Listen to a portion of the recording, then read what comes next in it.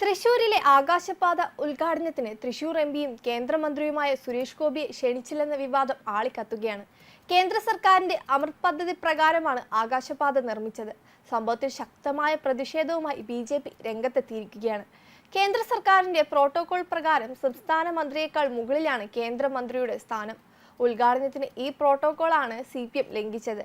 കേന്ദ്രമന്ത്രി സുരേഷ് ഗോപിയെ ഒഴിവാക്കി ആകാശപാത സംസ്ഥാന മന്ത്രിയെ കൊണ്ട് ഉദ്ഘാടനം ചെയ്യിപ്പിച്ചു. സുരേഷ് ഗോപിയുടെ സൗകര്യം പോലും ചോദിക്കാതെയായിരുന്നു ഉദ്ഘാടന തീയതി നിശ്ചയിച്ചത്. പിന്നീട് മുഖ്യ അതിഥിയായി നോട്ടീസിൽ ഉൾപ്പെടുത്തി. ഇതുവഴി ജനങ്ങളെ CPM കബളിപ്പിക്കുകയാണെന്ന് BJP അംഗം അനീഷ് കുമാർ കൂട്ടിച്ചേർത്തു. അദ്ദേഹത്തിന്റെ വാക്കുകൾ ഇങ്ങനെയാണ്: സംസ്ഥാന മന്ത്രിക്ക് ഒരു റോളുമില്ലാത്ത വികസന പ്രവർത്തനത്തിൽ MP രാജേഷിനെ വെച്ച് എട്ടുകാലി മമ്മൂഞ്ഞ് കളിക്കുന്നത് തൃശ്ശൂരിലെ ജനങ്ങൾ പുച്ഛിച്ചു തള്ളും. തൃശ്ശൂർ വികസനത്തിന് 500 കോടി രൂപ നൽകിയ കേന്ദ്ര സർക്കാരിനോടുള്ള നന്ദികേടാണ് കോർപ്പറേഷൻ കാണിച്ചത്.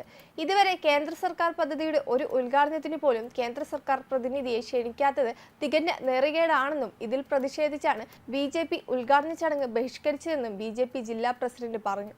കഴിഞ്ഞ ദിവസമാണ് ആകാശപാത ജനങ്ങൾക്കായി തുറന്നു നൽകിയത്. തൃശ്ശൂരിലെ ശക്തൻ നഗറിലാണ് ആകാശപാത തുറന്നത്. സംസ്ഥാനത്തെ ഏറ്റവും നീളം കൂടിയ ആകാശപാതയാണ് അത്യാധുനിക നവീകരണ പ്രവർത്തനങ്ങൾക്ക് ശേഷം ജനങ്ങൾക്ക് തുറന്നു നൽകിയത്.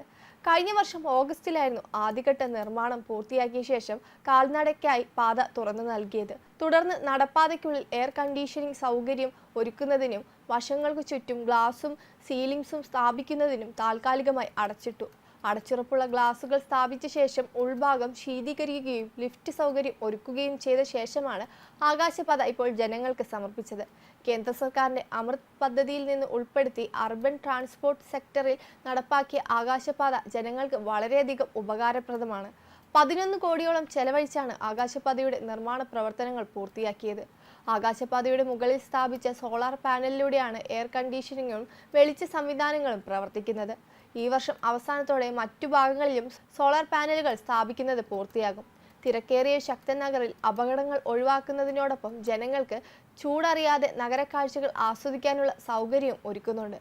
എന്നാൽ ഇപ്പോൾ സർക്കാർ ചെയ്തത് സംസ്ഥാന സർക്കാരിന്റെ സ്വന്തം പദ്ധതിയായിട്ടാണ് ജനങ്ങൾക്ക് മുന്നിൽ ഇത് അവതരിപ്പിച്ചിരിക്കുന്നത്. വെബ് ഡെസ്ക് കർമ്മ ന്യൂസ്.